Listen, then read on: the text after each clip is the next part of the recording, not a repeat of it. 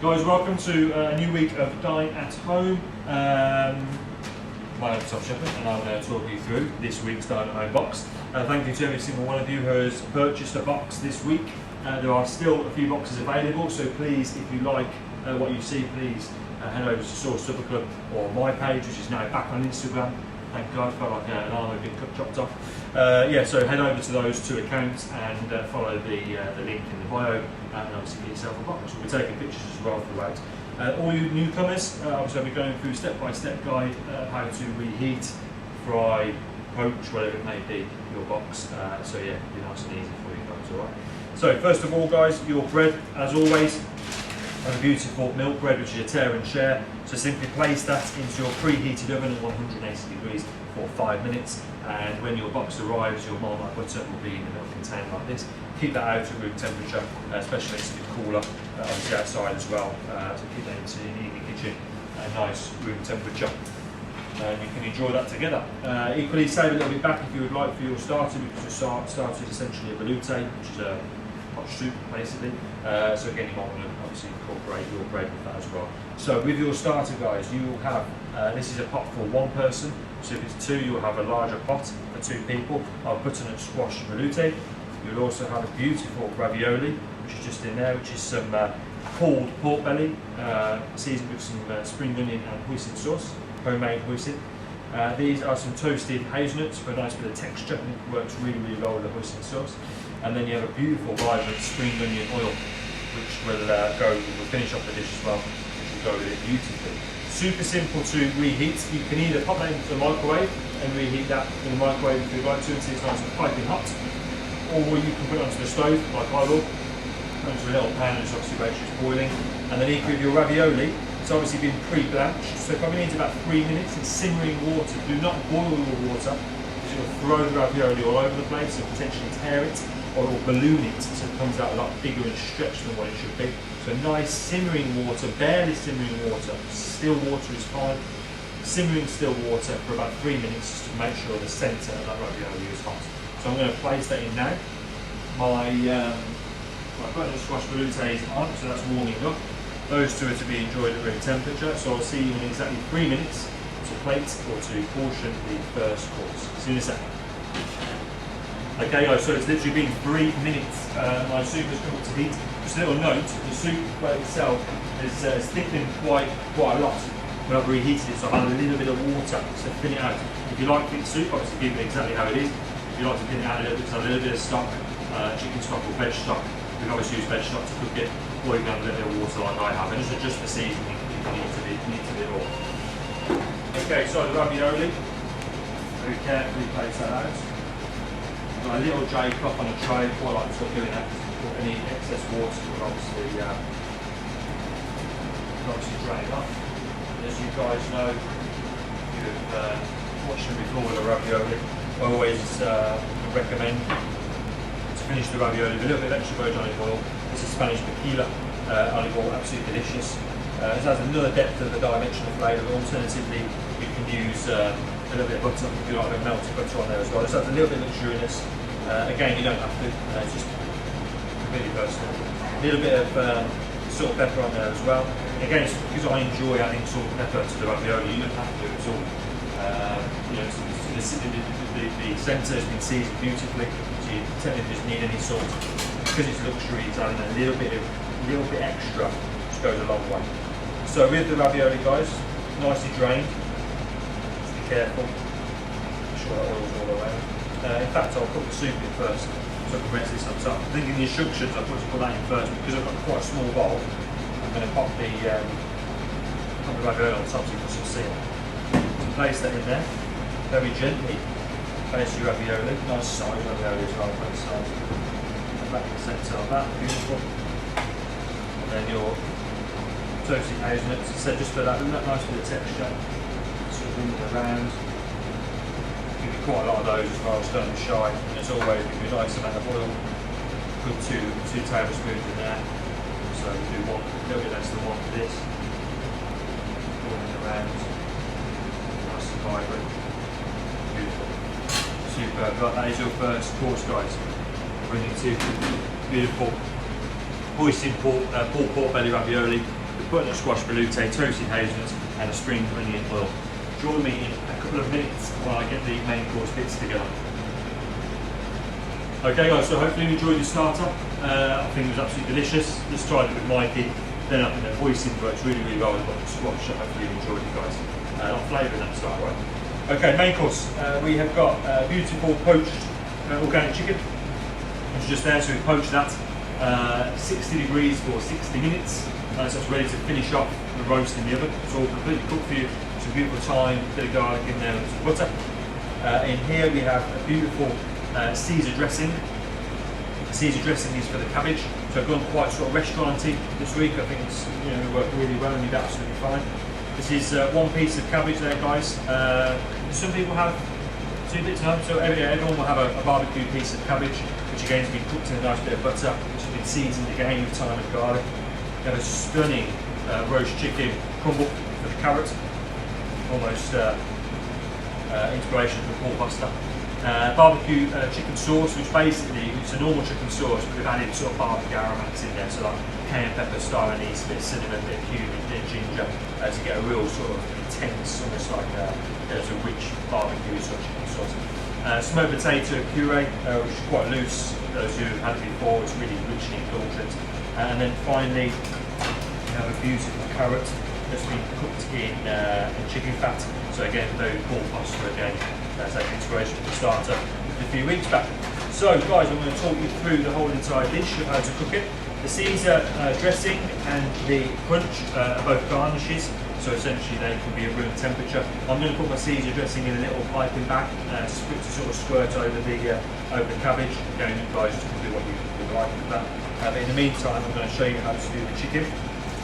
So most of you who are sharing the box will have 2 pieces of breast in each bag. This one's obviously a singular one.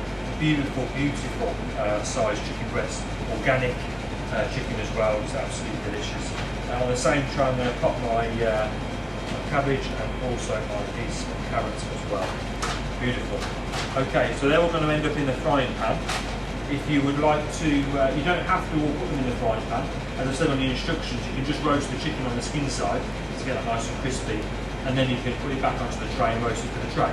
I just enjoy putting everything in the same pan. It's easy. You add all the flavour into one pan as well. I think it's just better. But again, guys, it's up to you. So my pan itself is on sort of a low to medium heat, just at the back here.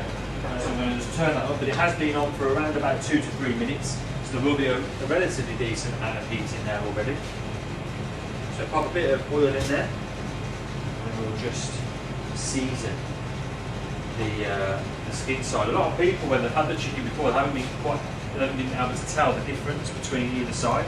It is quite difficult because when it's poached, it almost goes the same colour. But just have a look. There should always the knuckle itself. There should never be a show of knuckle on the skin side. It should always be on the underside. So always have a look at the knuckle.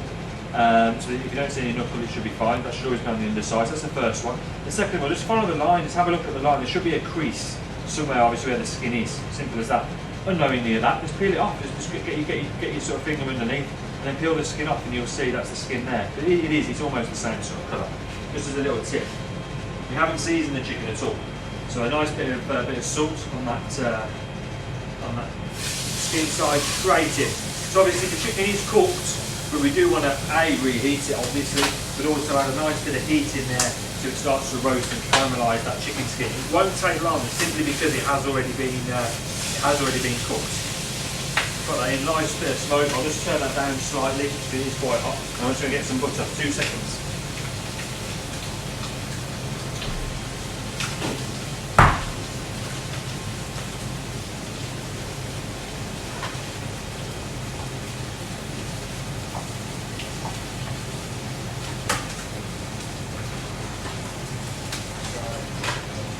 Okay, beautiful. So just got a little bit of butter as well. And like me to get that. Okay, so as you can see, nicely caramelised, starting to caramelise that chicken side. I said it won't take long at all because we've cooked it. So pop that down, press that down as well. Just make sure it gets nice even coated. A little bit of salt on top. Beautiful. And then we'll go in with the butter very, very soon. Just to allow that to really continually caramelise. So pop that in there. Beautiful. And now pop your carrot. I don't particularly want any colour on my carrot as in from the pan. I don't particularly want it roasting. If you would, go for it. If you want it roasting, go for it. Obviously, because they've been halved, I'm going to put that on the non-charred side. So I want that char. Again, if you don't want it any further charred, put it on the other side. It's absolutely fine. And I said I would like it on that one side. You can see the butter starting to melt quite aggressively already. Pop your thyme and your garlic. It obviously comes in the same pack. Got a little bit of butter in there as well. I've only put 3 knobs of butter in there anyway. The carrot will gently colour, naturally. Have a look at the skin side. Look at that. It's absolutely gorgeous. Okay, so the skin side's beautifully caramelised, the carrot's in, the cabbage is in, they've both been seasoned, so you haven't got to season them any further. So I'm going to pop that all in the same pan, all in the oven, at 180 degrees for, I'm going to do about 8 minutes because this is a very professional oven. 7 to 8 minutes is fine in this. If you're at home, I would recommend to do between 10 and 12 with a little rest after. So we'll see you in 8 minutes once that's all reheated and cooked, and then we'll show you how to prepare the rest of it. Okay guys, so the timer has literally just gone off on the oven, so I'll take that out. Super hot, so just be careful. Obviously when taking your tray. What I forgot to say before was you can, obviously with the pan, I put the pan in the oven, you can then take the chicken, the cabbage and the carrot into a tray and then place that into the oven if your pan isn't oven ready. Okay, so as you can see guys, everything's nice and hot.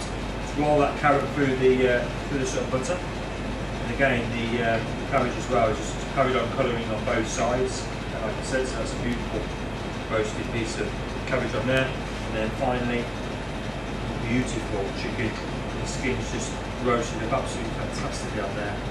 I'm just going to rest that on that side as well. So this guys, I always say it's quite important, especially when you're using prime cuts of meat. So if it's breast or fillet, definitely rest it for as long as you can. So I'm just going to pour that right over the top of that. And if I wasn't doing the video, I'd say to rest that between 4 and 5 minutes. And that might sound a long time, but the chicken, it has been cooked, so you're absolutely fine, but you just want to allow it to relax very slightly. Okay, so I'm going to talk through the rest of the garnish. I'm going to talk you through how I'm going to sort of plate it. And leave the chicken till the end, so obviously we'll put that on the plate at the end, or near the end. And hopefully by then it's got some enough time. But don't rush that, allow that just to sit. It'll be absolutely fine. The cabbage, especially the carrot, and the cabbage as well, will retain its heat absolutely fine. So there's nothing to worry about that as well. So your smoked potato puree, I've just placed that into the microwave for 30 seconds. Make sure it's nice, we see the steam coming in. Make sure it is nice and hot. As I said before, the chicken skin crumble, that's just to be enjoyed at room temperature. Just give that a nice stir, because you might have a little sort of skin on top, it might sort of boil on top in the microwave, so give that a nice stir so the heat is evenly distributed. So I'm going to plate this on the bottom, I said, because those who have had the smoked potato puree before, it's beautifully rich, really indulgent. So I'm just going to put a small sort of circle of that on the bottom. This is a big dollop, make it into a small circle on there. And I'm then going to put my cabbage very gently, sort of in the centre. That is beautiful. And then I've got my carrot, just off there. Now for the carrot, you can plate it however you would like to. The chicken crumble essentially is for the carrot. You can roll it in a crumble if you would like to. I'm just going to put a nice sort of sprinkling on top. The carrot itself. There we are, beautiful. So that's a nice bit of texture to the whole entire dish. And then also with the Caesar dressing, I'll pop into a little piping bag. I'm just going to zigzag it over my cabbage, and again it just adds that little bit of flavour as well. Don't need a lot. If at home you haven't got a piping bag, you're more than welcome to just use a spoon underneath or on top, or dress it almost in there. So for the chicken itself, I'm going to take the knuckle off for the video, but again I would recommend to actually keep the knuckle off. As you can see, it's just beautiful, pearlescent white colour inside. It's just rested and it's so juicy. I've heard a lot of people say it's quite dense. There's a dense sort of consistency to the chicken. That is food poaching it. But also, remember the quality of chicken we're using, John. It's an organic piece of chicken. So inside, that's beautifully cooked inside. Absolutely perfect, nice and juicy. Yes, it is dense, but nice and succulent. I'm just going to place those just on and off that chicken in there, that cabbage in there as well. And so my sauce is heating up on the back. So we finish it off with a beautiful piece of barbecue sauce. It's got a little bit of a kick, this sauce has. It's quite sort of got a little bit of a fiery kick from the cayenne pepper. It's nothing too spicy though, so don't worry. There we are, guys. I think you'll enjoy this one. There's certainly some rich elements there, that's for sure. Nice and autumnal as well. There we are. So you poached and roasted chicken, beautiful crispy skin and perfectly cooked with your roasted barbecue cabbage with Caesar dressing, chicken fat carrot with your chicken skin, and on the bottom of all that, to bring it all together, is a beautiful smoked potato puree. I've got a good feeling you're going to enjoy this, guys. So I'll see you in about 15 minutes for the banana cake beef dessert. Enjoy. Guys, I really hope you enjoyed that main course, because I'm not going to lie to you, I think that was way up there. One of the best food that we've done, I think. I think it was absolutely beautiful. Everything, the Caesar dressing, everything, I thought it was really, really well done. So guys, I hope you enjoyed it as well. We're not going to stop, we've got desserts coming next. So this is a delicious banana and pecan sponge cake, which have been individually cooked. So this is obviously one. So you've got a beautiful, it is really moist inside actually. It's got some golden syrup to it as well, which is really fantastic.